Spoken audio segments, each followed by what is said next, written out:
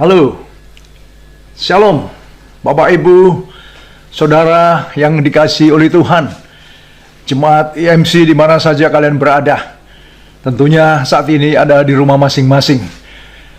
Tapi kita patut mengucap syukur, meskipun kita tidak saling bertemu muka, meskipun ada di rumah masing-masing, kita masih diberi kesempatan untuk bisa beribadah bersama-sama secara online. Hari ini, hari Minggu, tanggal 26 April 2020. Dan kita mau mendengarkan bersama-sama apa yang Tuhan ingin bicara kepada kita pada pagi hari ini.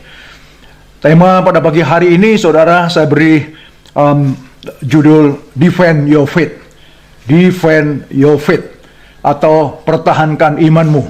Ya, pertahankan imanmu. Saya tidak tahu mengapa saya harus memberikan tema ini. Ya, tentunya dengan revelation yang saya terima juga, apa yang Tuhan ingin bicara kepada kita pada pagi hari ini. Ya, tentunya untuk mempertahankan iman. Ya. Mengapa yang pertama kita harus mempertahankan iman? Karena kita perlu mempertahankan iman kita dengan apa yang Kristus telah lakukan bagi kita. Itu saya rasa yang pertama. Ya. Kita perlu menghargai semua apa yang telah dilakukan Kristus kepada setiap kita, orang-orang yang percaya kepada Dia.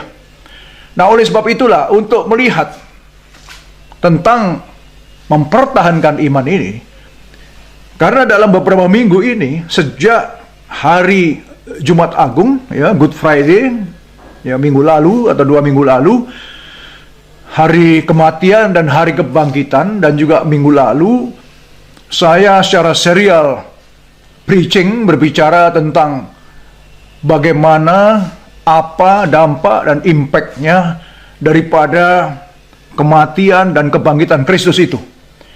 Nah, oleh sebab itulah saya masih ingat, saudara, kalau kita mau review lagi seperti khotbah minggu yang lalu, bahwa impact daripada atau dampak daripada kematian dan kebangkitan Kristus atau karya salib Kristus itu begitu sangat-sangat luar biasa. Ya, kita orang-orang berdosa, orang-orang yang layak dan pantas untuk mendapatkan murka Allah dan pantas untuk dihukum mati, tetapi oleh anugerah, oleh kasih karunia, dan oleh pengorbanan Kristus, kita menjadi orang-orang yang ditebus. Ya. Kita tadinya ada di dalam kuasa kegelapan, ada dalam belenggu, ya, setan dan iblis, roh-roh jahat, ada di tempat yang gelap. Ya. Kita tidak berdaya, kita kehilangan pengharapan, tetapi Dia datang sebagai anak domba Allah, sebagai sang juru selamat untuk merescue kita, untuk mengangkat kita dari lumpur kegelapan, untuk menebus kita, untuk membayar kita lunas dengan harga yang mahal, dengan darahnya sendiri sebagai korban yang hidup, yang satu kali dan untuk selama-lamanya. Dia sebagai anak domba Allah. Ini menunjukkan betapa luar biasanya demonstrasi dari kasih Allah itu kepada kita umat manusia, sehingga siapa yang menerima dengan iman kita, maka setiap kita mendapatkan keselamatan itu. Dan bukan cuma itu saja, kita juga mendapatkan penebusan kita juga mendapatkan pengampunan. Ya, ini minggu yang lalu, ya, kita juga mendapatkan pembenaran, kita nggak benar, dibenarkan. Kita juga dikuduskan, kita masih nggak kudus, sampai hari ini juga masih melakukan kesalahan. Tetapi kalau begitu kita menerima Kristus sebagai Tuhan dan Juru Selamat, di hadapan Allah Bapa kita sudah dikuduskan. Ya, dan kita juga diadopsi sebagai anak-anak Allah.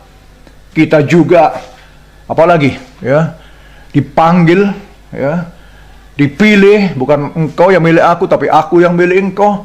Kemudian dijadikan menjadi ciptaan yang baru, ya, karena dosa gambar gambar citra Allah rusak dalam kita, dan karya salib daripada Kristus itu untuk merestorasi kita kembali. Dan tentunya saudara masih ingat bahwa karena dosa manusia kehilangan kemuliaan Allah, karena dosa manusia juga kehilangan hadirat Allah, hidupnya terpisah, hidupnya jauh dari Allah, hidupnya terlunta-lunta, ya, di bawah kendali dan belenggu kuasa dosa, tidak bisa berbuat apa-apa, tidak bisa melepaskan diri sendiri. Nah, oleh sebab itulah, ya, setelah kita menerima, ya, seperti apa yang sudah saya sampaikan tadi, ya, keselamatan kita dan segalanya, ya, dijadikan jadi ciptaan yang baru. Untuk itulah kita harus pertahankan iman kita. Ini dasar yang pertama. Ya, karena apa? Karena kalau kita tidak mempertahankan iman kita, ini kita akan kandas di tengah jalan. Di tengah-tengah betapa keadaan dunia yang tidak menentu ini, yang tiba-tiba bisa berubah begitu saja. Dunia sekarang sedang di lockdown, dunia sedang, ya, tidak bisa bergerak, ya, semua toko pada tutup, ya, banyak orang kehilangan pekerjaan, banyak orang kehilangan usaha, banyak orang bangkrut, semuanya pada chaos, saudara. Ya. Nah, tapi kalau kita tetap beriman kepada Tuhan, ya, apapun boleh terjadi, kita percaya bahwa pemeliharaan Tuhan kepada setiap orang-orang percaya itu luar biasa dan nyata, ya. Dan Tuhan bisa membuktikan dengan iman kita bahwa kita adalah orang-orang yang selalu mendapatkan pertolongan, pemeliharaan daripada Tuhan. Oleh sebab itulah iman kita harus tetap bergantung kepada Dia, bersandar kepada Dia, bukan kepada manusia, bukan kepada diri sendiri, bukan kepada kekuatan apa-apa lagi, ya, tetapi hanya kepada Tuhan. Oleh sebab itulah pagi hari ini kita perlu untuk mempertahankan iman kita. Kita baca dulu, ya, dalam Yudas pasal 1, ya. Yudas ini cuma ada satu pasal saja. Yudas 1 ayat 1. Dari Yudas, hamba Yesus Kristus dan saudara Yakobus, kepada mereka yang terpanggil, yang dikasihi dalam Allah Bapa dan yang dipelihara untuk Yesus Kristus, ya. Dari Yudas, hamba Yesus Kristus, saudaranya Yakobus, kepada mereka yang terpanggil. Ya, siapa yang terpanggil? Saudara dan saya. Ya, orang-orang yang dipanggil dan orang yang dikasihi dalam Allah Bapa dan yang dipelihara untuk Yesus Kristus. Kita orang yang dikasihi dan yang dipelihara di dalam Kristus Yesus. 2, rahmat, damai sejahtera dan kasih kiranya melimpahi kamu. Nah, inilah saudara, ya, bahwa kita orang-orang yang terpanggil, yang dikasihi, yang dipelihara, dan kita adalah orang-orang yang dipenuhi dengan rahmat dan damai sejahtera yang berlimpah-limpah di dalam Kristus. Ya, itu kita, ya. Oleh sebab itulah kita pertahankan iman ini. Kita harus percaya dengan apa yang dikatakan firman Tuhan. Kemudian ayat yang ketiga yang menjadi poin kita, saudara-saudaraku yang kekasih, sementara aku bersungguh-sungguh berusaha menulis kepada kamu tentang keselamatan kita bersama, aku merasa terdorong. Yudas berusaha sungguh-sungguh menulis kepada kita tentang keselamatan kita. Dia katakan, aku merasa terdorong untuk menulis ini kepada kamu dan menasihati kamu, supaya kamu tetap berjuang untuk mempertahankan iman yang telah disampaikan kepada orang-orang kudus. Lagi-lagi saudara, orang-orang kudus, kita orang-orang yang dikuduskan. Nah, ayat ini, firman ini tertuju kepada kita juga, ya. Jadi Yakobus menasihati kita supaya kita tetap berjuang untuk mempertahankan iman, ya. Nah, siapa ini Yudas ini? Ya, dalam ayat 1 tadi dituliskan bahwa dia adalah saudaranya Yakobus, ya. Kita tahu Yakobus adalah soko guru, ya, gereja mula-mula, gereja Yerusalem, ya. Dan Yakobus ini juga saudara Tuhan Yesus. Nah, Yudas pun juga sebenarnya saudaranya Tuhan Yesus, ya. Cuma dalam tulisannya dia katakan, aku hamba Kristus Yesus. Mengapa tulisan ini dituliskan hamba Kristus Yesus? Nah, kalau saudara kita kembali melihat story, melihat sejarah, bagaimana saudara-saudara Tuhan Yesus ini pernah menolak Yesus, tidak percaya dengan siapakah Yesus itu, ya. Sehingga pada waktu itu dikatakan, bahkan Maria pun juga ikut juga dengan saudaranya semua membawa Yesus pulang di tengah kerumunan orang banyak. Waktu itu dia sedang mengajar. Dikatakan, dia ini gila kayaknya, ya, kerasukan atau bagaimana. Ya saudara mereka malu, mungkin mereka bawa ya. Dan mereka tidak percaya tentang ini. Nah, tetapi dalam case ini, ya, setelah Yesus sudah bangkit, sekarang Yudas bisa menuliskan dia sebagai hamba Kristus. Nah, ini kan luar biasa kan. Jadi terjadi satu perubahan yang drastis dalam hidup Yudas ketika mengenal Yesus dan kuasa kebangkitannya itu. Dari Yesus yang dia kenal sehari-harinya bagaimana, sehingga ketika dia bangkit dari kubur itu, dan dia tahu bahwa dia adalah Tuhan dan Juru Selamat itu, makanya dia bisa memberikan kata-kata ini. Nah, kembali lagi kepada firman tadi, ya. Dia menasihati kita supaya kita tetap berjuang untuk mempertahankan iman, ya, yang telah disampaikan kepada orang-orang kudus. Nah, kata berjuang atau kata, saya lihat dalam kata Gerikanya, epagonisomai, ya, epagonisomai ini adalah kita harus earnestly, content earnestly, atau apa dalam bahasa Indonesia itu kita berjuanglah dengan sungguh-sungguh, earnestly, ya, dengan seriously. Jadi kita benar-benar tidak main-main di dalam berjuang untuk mempertahankan iman kita ini. Kita harus benar-benar konsisten di dalam kita memperjuangkan iman kita ini. Supaya apa? Supaya kita tidak mudah tergoyahkan, tidak mudah patah semangat, tidak mudah kita undur dari iman kita. Kita perlu mempertahankan ini. Nah, saudara, saya mau kasih contoh, ya. Saya kasih contoh dari Alkitab, ya.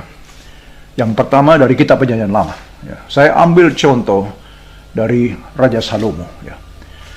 Saya pernah membuat riset tentang leadership daripada King Solomon ini, ya. Political leadership daripada King Solomon, ya. Jadi riset tentang apa itu kepemimpinan Raja Salomo, ya. Nah, saya menemukan bahwa Salomo ini orang yang luar biasa, ya. Oleh sebab itu kita tahu bagaimana Tuhan memberikan hikmat dan kekuatan, perlindungan, kekayaan begitu luar biasa sekali, ya. Saya coba ingin sharekan kepada saudara. Kita lihat saja sejenak tentang, karena ini ada hubungannya dengan mempertahankan iman, ya. Yang pertama, Salomo itu has a humble heart, ya. Dia memiliki kerendahan hati. Yang kedua, he lived a righteous life. Dia hidup benar di hadapan Tuhan. Yang ketiga, he obeys to God, his words and commands. Jadi dia itu taat kepada Tuhan, kepada firman-Nya dan kepada perintah-perintahnya, ya. Kemudian yang keempat, Solomon position himself as a little child before God. Dia bisa memposisikan dirinya seperti seorang anak kecil atau seorang hamba, ya, yang kecil di hadapan Tuhan, ya. Dan waktu dia ditanya oleh Tuhan, kamu mau minta apa? Tuhan datang kepadanya pada tengah malam dan Salomo cuma katakan, aku hanyalah seorang hamba yang kecil, sedangkan aku harus menghadapi umatmu yang kudus, umat yang begitu besar. Jadi sebagai hamba yang kecil, seperti seorang anak kecil, apa yang bisa aku lakukan? Ini pengakuan daripada Salomo. Dia juga confess juga bahwa he does not know how to carry out his duties. Dia juga mengadakan pengakuan kepada Tuhan bahwa dia tidak tahu apa yang dia harus lakukan menghadapi umat yang kudus, umat yang besar, bangsa Israel itu. Ini bicara tentang kerendahan hati dan ketulusan hati Salomo di hadapan Tuhan. Itu yang memperkenankan hati Tuhan, saudara. Dan juga he requests a discerning heart, an understanding mind or wisdom to distinguish between right and wrong. Dia juga memohon untuk diberikan hikmat hati yang bijaksana untuk bisa menimbang, ya, dan membedakan hal-hal yang baik dan hal-hal yang tidak baik. Dia minta itu kepada Tuhan. Sehingga Kita tahu cerita itu, bagaimana Tuhan memberikan hikmat lebih dari segala orang pada waktu itu. Bahkan dia katakan, engkau tidak minta, tapi aku juga berikan kekayaan. Tidak ada yang sepertimu sebelum engkau dan sesudah engkau. Itu yang jangan Tuhan, dan telah digenapi. Waktu itu Salomo memimpin kerajaan Israel waktu itu dengan kekuatan yang dahsyat. Ya, dia bahkan membangun bait Allah dengan luar biasa sekali, dan dia ditakuti oleh bangsa-bangsa di sekitarnya. Bukan cuma itu, saudara.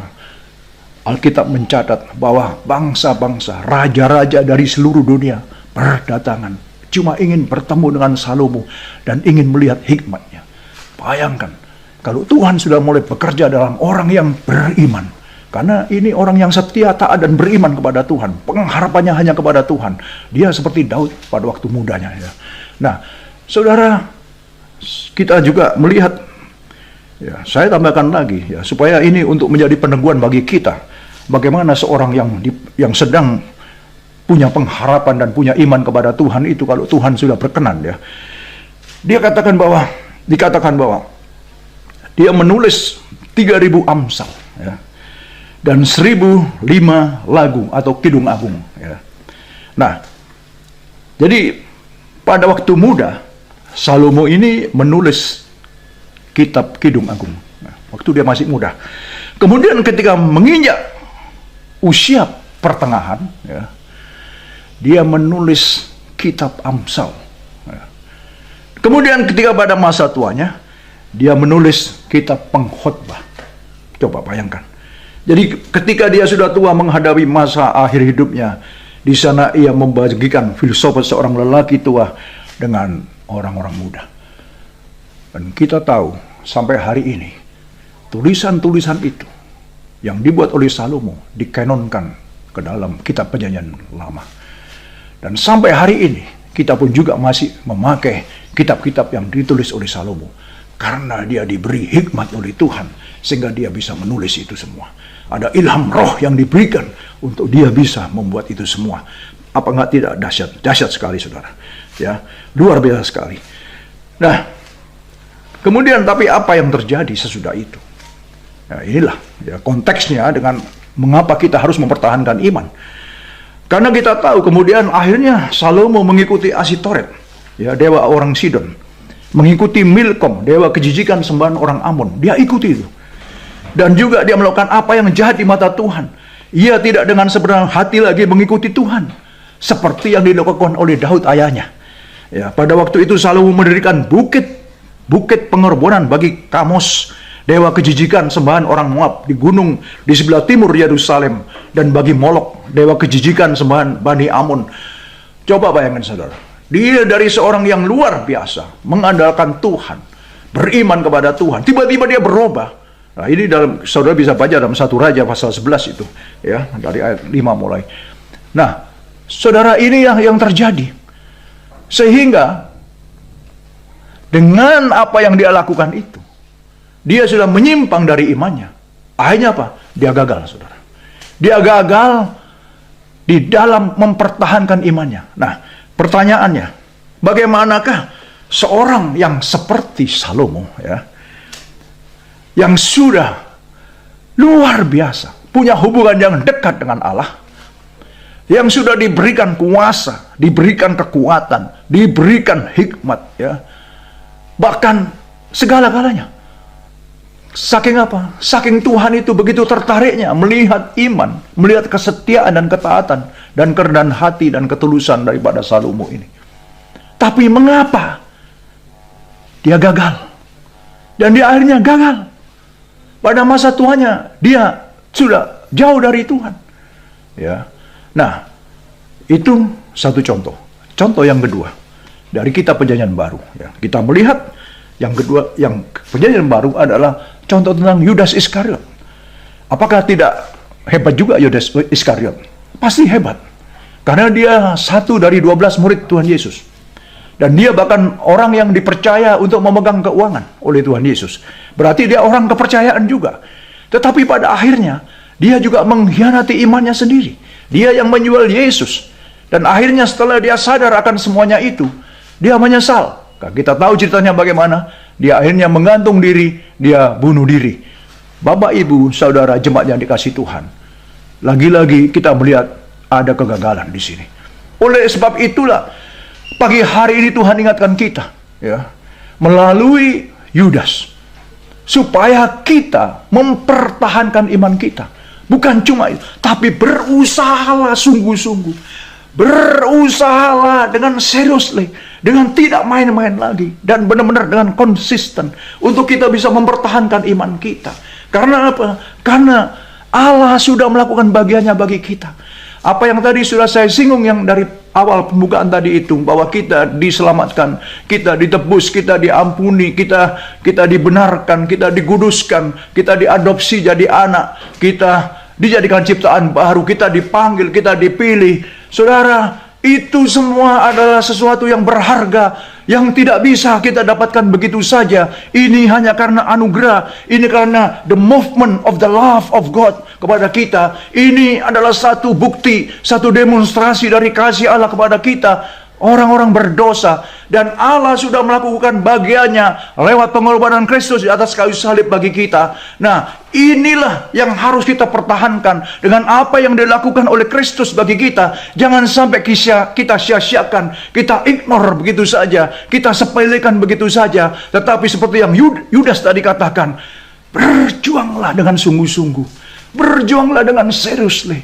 berjuanglah dengan tidak main-main lagi. Ya, hari-hari ini adalah hari-hari yang jahat, saudara, kekasih-kekasih Tuhan.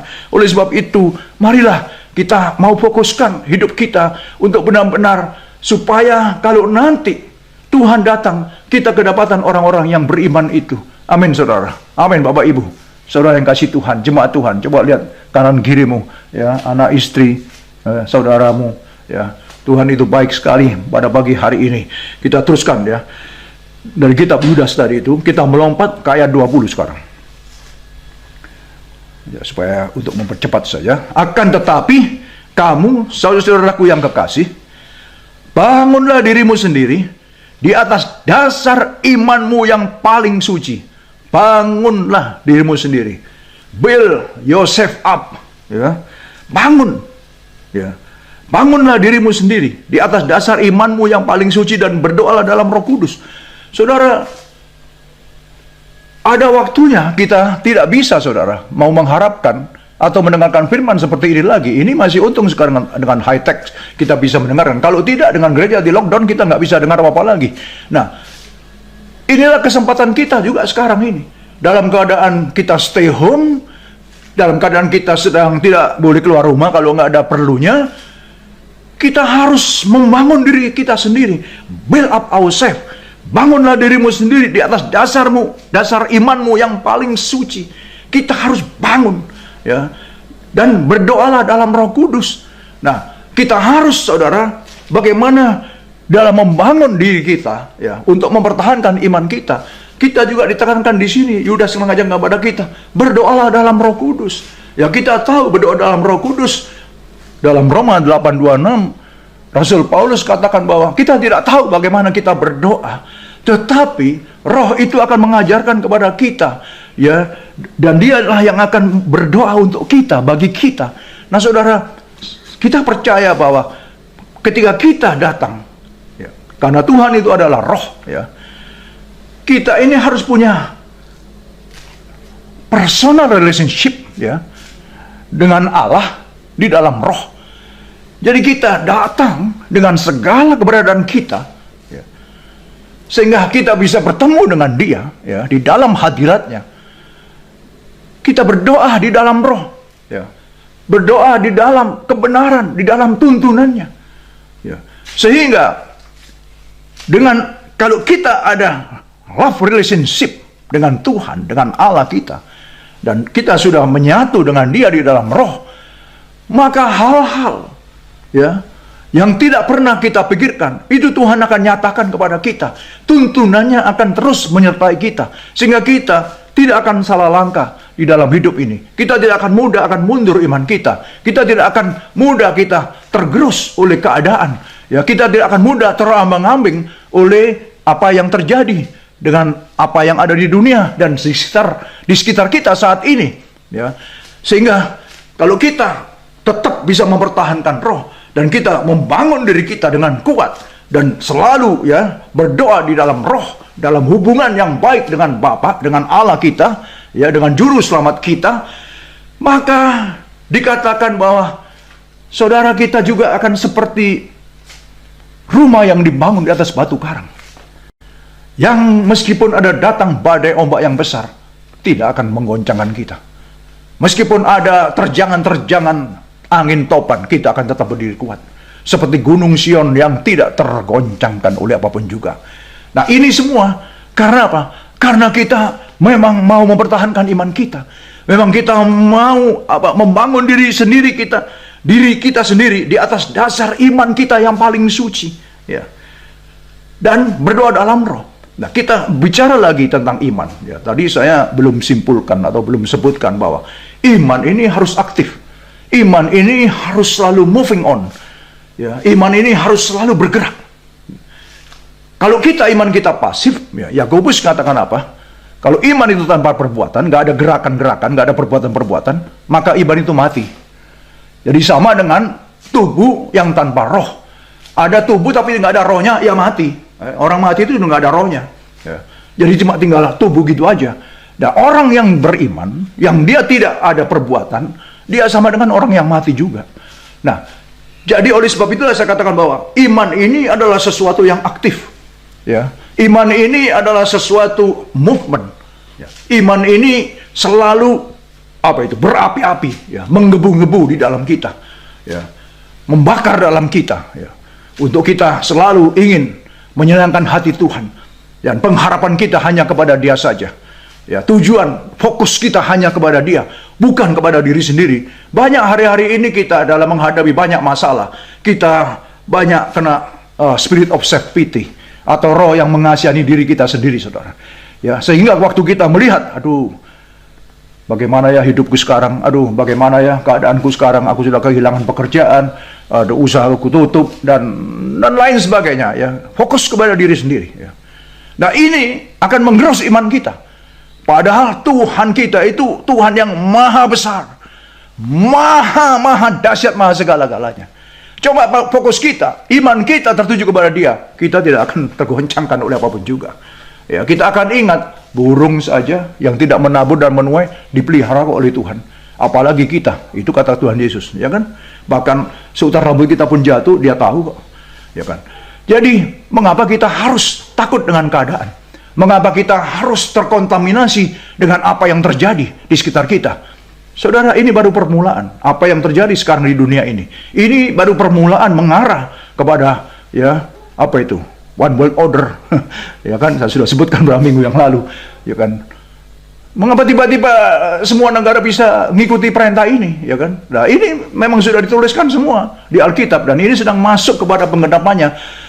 Berarti Tuhan tidak lama lagi akan datang. Oleh sebab itulah, pertahankan imanmu, saudara. Jemaat Tuhan, di mana saja engkau berada, pertahankan imanmu, ya, pertahankan imanmu. Ya, saya percaya pagi hari ini, ya, bahwa Tuhan ingin sekali mengingatkan kita melalui apa yang disampaikan pada pagi hari ini, supaya kita mempertahankan iman kita. Sebab apa? Hidup ini adalah pertandingan, saudara. Hidup ini adalah perjuangan. Satu ayat terakhir, 1 Timotius 6 ayat 12. Bertandinglah dalam pertandingan iman yang benar, ya. Bertandinglah dalam pertandingan iman yang benar, dan rebutlah hidup yang kekal. Untuk itulah engkau telah dipanggil dan telah engkau ikrarkan ikrar yang besar di depan banyak saksi. Nah, Bapak Ibu Saudara, ya, dalam Ibrani 12 ayat 1 dikatakan bahwa kita itu harus menghadapi perlombaan yang diwajibkan bagi kita. Jadi berarti apa? Setiap kita tidak bisa menghindari pertandingan ini. Tidak bisa menghindarinya. Karena setiap kita wajib masuk dalam pertandingan itu. Dan ada banyak saksi yang melihat kita. Nah, itu dikata Ibrani. Nah, tetapi lagi-lagi, setelah kita melihat karya salib Kristus kepada kita, ya, baik melalui penebusan, melalui penyelamatan, melalui pengudusan, melalui pembenaran, melalui adopsi dan lain sebagainya. Bukankah ini lebih dari cukup bagi kita untuk kita bisa menjadi orang yang bisa berdiri tegak, untuk kita bisa menjadi seorang pemenang dalam Kristus? Karena apa? Kita ditentukan bukan menjadi orang-orang yang kalah. Amin. Kita bukan orang-orang yang kalah. Kita adalah pemenang-pemenang di dalam Kristus Yesus. Kita dipanggil, kita dipilih, kita ditentukan untuk masuk menjadi pemenang-pemenangnya. Jadi jangan pernah takut. Kita memang harus bertanding dalam pertandingan iman yang benar dan merebut hidup yang kekal itu. Ya, untuk itulah engkau telah dipanggil. Ya, untuk itulah kita ada. Untuk itulah kita bisa mendengarkan ya tentang mempertahankan iman ini supaya kita tidak menjadi orang yang kalah, supaya saudara dan saya, kita semua jemaat Tuhan, di mana saja kalian berada, kita bisa masuk ke dalam rencana Tuhan yang besar. Jangan sampai kita gagal di tengah jalan. Jangan sampai seperti apa yang tadi sudah kita dengar. Jangan sampai kita mengalami seperti yang Salomo alami. Jangan sampai kita mengalami seperti yang Yudas alami. Bukan cuma itu saja saudara, ada banyak sekali sekarang anak-anak Tuhan, pelayan-pelayan Tuhan, hamba-hamba Tuhan sedang berguguran saudara, mundur dari imannya. Saudara, ada ribuan hamba-hamba Tuhan setiap bulannya, ini di Amerika saja saudara, ya tiap bulannya mereka mundur dari pelayanan. Bayangkan saudara, ini merupakan pertandingan iman, ini merupakan mempertahankan iman. Tetapi saya percaya, kita percaya, saudara dan saya adalah orang-orang yang mempertahankan iman, orang-orang yang tidak pernah undur. Karena apa? Kita percaya roh yang ada dalam kita besar, lebih besar dari segala roh yang ada dalam dunia ini. Dan ingat 2 Timotius 1 ayat 7, Tuhan tidak memberikan kepada kita roh ketakutan atau kekhawatiran, ya, tetapi spirit of power, roh yang membangkitkan kekuatan kita, roh yang membangkitkan kasih, ya, dan roh yang penguasaan diri, ya, atau dalam bahasa Indonesianya, Tuhan tidak memberikan kita roh ketakutan, tetapi kekuatan, kasih, dan ketertiban. Ya, dalam bahasa Inggrisnya self discipline atau self control, di mana kuasa Tuhan yang diberikan untuk supaya kita bisa punya penguasaan diri, bisa mengontrol diri kita, sehingga apa? Kita bisa mengarahkan diri kita kepada apa yang menjadi kehendak Allah. Nah, saudara, kita memang sudah mendapatkan itu semua tadi, yang melalui keras salib tadi itu, satu anugerah bagi kita. Tapi kita juga harus ingat, kita ada free will masalahnya. Salomo dan Yudas gagal karena mengikuti free will mereka. Oleh sebab itu, jangan sampai free will ini yang diberikan oleh Tuhan kepada kita, kebebasan hak untuk memilih dalam hidup ini, kita gunakan untuk keinginan kedagingan kita. Ya, sayang, jangan sampai terjadi itu. Oleh sebab itulah pagi ini pertahankan iman, pertahankan iman. Karena dengan iman ini kita nanti akan sampai kepada apa yang dijanjikan Bapa kepada kita, apa yang dijanjikan oleh Tuhan Yesus kepada kita, bahwa di rumah Bapa banyak tempat tinggal. Di sanalah tempat yang disediakan bagi kita itu, ya, supaya setiap kita bisa masuk ke sana, kepada tanah perjanjian, ke Yerusalem baru. Di sana tidak ada lagi suka, tidak ada lagi duka cita, tidak ada lagi sengsara. Semuanya ada bersama-sama dengan Tuhan di surga yang mulia. Nah, Bapak Ibu Saudara yang dikasihi oleh Tuhan, pada pagi hari ini biarlah kita tetap mempertahankan iman kita. Kita terus akan berjuang, kita terus akan berusaha dengan sekuat tenaga kita, dengan kekuatan roh tentunya, dengan kekuatan Roh Kudus yang ada dalam kita. Karena tidak ada yang mustahil bagi kita yang percaya. Kalau kita tetap bersandar kepada Dia, fokus kita tetap tertuju kepada Dia, maka kekuatan yang berlimpah-limpah, kekuatan supernatural akan mengalir dalam kita. Dan saya percaya firman Tuhan ini pun juga ada kuasanya. Kalau ini kita dengar, kalau ini kita taati, kalau ini kita buka hati kita, maka firman ini akan masuk sampai ke dalam relung-relung hati kita. Dan firman ini ada kuasanya, dan kuasa ini akan bisa merubah segala daya pikir kita, merubah segala logika kita, merubah segala pikiran-pikiran yang jahat menjadi pikiran yang baik. Segala hal-hal yang tidak berkenan menjadi berkenan kita di hadapan Tuhan. Sehingga dengan penguasaan diri, dengan kuasa dan kasih dari Allah itu tadi, kita bisa terus berjalan lurus sesuai dengan kehendak Tuhan. Oleh sebab itu gereja Tuhan, marilah kitalah pemenang-pemenang dalam Kristus itu. Kitalah orang-orang yang sudah dipersiapkan. Kitalah adalah instrumen-instrumen daripada kerajaan Allah itu. Supaya apa? Setelah kita menjadi orang yang bisa mempertahankan iman kita, tugas kita selanjutnya adalah bagaimana kita meneruskan misi Kristus. Kristus datang bawa misi keselamatan, bawa misi pertobatan, dan misi itu sudah dipercayakan kepada kita. Misi itu sudah dipercayakan kepada gereja. Bicara gereja bukan gedung, bukan denominasi, tetapi saudara dan saya yang dibangun oleh Kristus sendiri. I build my church, aku bangun jemaatku, dan tidak ada satu kekuatan, satu kuasa yang bisa mengalahkan gereja yang aku bangun. Gereja yang aku bangun, aku berikan kunci-kunci kerajaan. Apa yang diikat akan terikat di surga, apa yang dilepas akan terlepas di surga. Itulah engkau saudara, itulah engkau jemaat Tuhan. Engkau sedang dipersiapkan, engkau sedang diutus. Oleh sebab itu, jangan pernah takut, dan jangan pernah mata pandangan rohani kita terarah ke kanan ke kiri, apalagi menoleh ke belakang. Terus arahkan kepada Kristus. Dialah sumber kekuatan kita, dialah segalanya bagi kita, dialah yang sudah berkorban bagi kita, dia yang sudah bangkit bagi kita, supaya kita menjadi pemenang-pemenang di dalam dia. Tidak ada satu roh, satu kuasa yang bisa menyentuh kita. Jangan pernah takut. Semua kuasa sudah dikalahkan lewat karya salib, dan semua kuasa sudah dibawa telapak kaki kita. Oleh sebab itu, move on, move on, move on, move on, move on. Bergerak, bergerak, bergerak. Iman yang hidup adalah iman yang bergerak. Iman yang hidup adalah iman yang melakukan. Bapak Ibu, kita tundukkan kepala. Tuhan, terima kasih. Terima kasih Tuhan, Engkau sungguh baik. Engkau sudah berbicara banyak kepada kami pada pagi hari ini. Dan kami diingatkan untuk supaya kami mempertahankan iman. Jangan sampai apa yang terjadi, yang sudah dialami oleh seorang yang hebat seperti Salomo, Tuhan akhirnya gagal dalam imannya. Yudas pun juga gagal dalam imannya. Tuhan, kami tidak mau terjadi seperti apa yang sudah kami dengar pada pagi hari ini. Kami mau menjadi orang-orang yang menurut kepadamu, orang-orang yang setia dan taat kepadamu, untuk melakukan semua yang Engkau ingin lakukan dalam hidup kami masing-masing. Sebab kematian-Mu bagi kami adalah sesuatu yang berharga, di mana kami tidak akan sanggup membayarnya Tuhan. Oleh sebab itulah Tuhan, Engkau ingin melihat kami menjadi anak-anak-Mu yang hidup, anak-anak-Mu yang beriman kepadamu, yang bisa mempertahankan iman. Apapun yang terjadi, kami akan tetap bertahan, karena Tuhanlah Allah kami, Tuhanlah juru selamat kami, Tuhanlah penolong kami, Tuhanlah penopang kami. Tuhan, terima kasih. Engkau Allah Raja yang besar, Allah yang perkasa. Engkaulah di Alfa dan di Omega, yang awal dan yang akhir, the first and the last, the beginning and the end. Tuhan, tidak ada yang seperti Engkau. Terima kasih untuk semua yang Engkau lakukan bagi kami. Dan hamba juga ingin berdoa untuk seluruh jemaat-Mu, di mana saja mereka berada pada pagi hari ini. Tuhan, kami mengangkat tangan, jemaat Tuhan juga sedang mengangkat tangan, Tuhan, untuk menerima semua apa yang menjadi janji daripada-Mu ya Bapa. Engkau katakan, apabila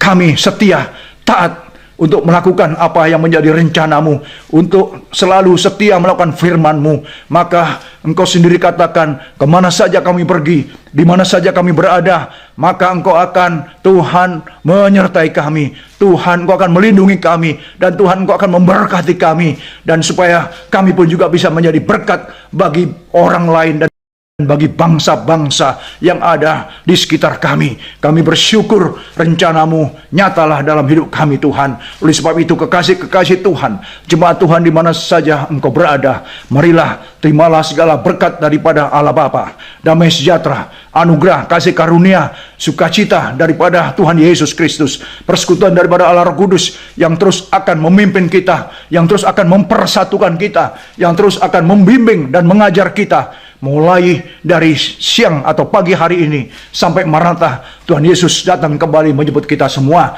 Saudara, diberkatilah engkau dalam setiap kesehatanmu, diberkatilah engkau dalam setiap rumah tanggamu, diberkatilah engkau di dalam setiap usahamu, diberkatilah pekerjaanmu, diberkatilah pelayananmu, diberkatilah stadimu, dan apa saja yang engkau kerjakan saudara, berhasil demi kemuliaan nama Tuhan Yesus Kristus. Haleluya, haleluya, haleluya. Tuhan memberkati kita semua. Bapak, Ibu, Saudara, ingat minggu depan adalah minggu pertama kita ada perjamuan kudus. Saudara, siapkan untuk perjamuan pada minggu depan. Tuhan memberkati kita semua. Amin.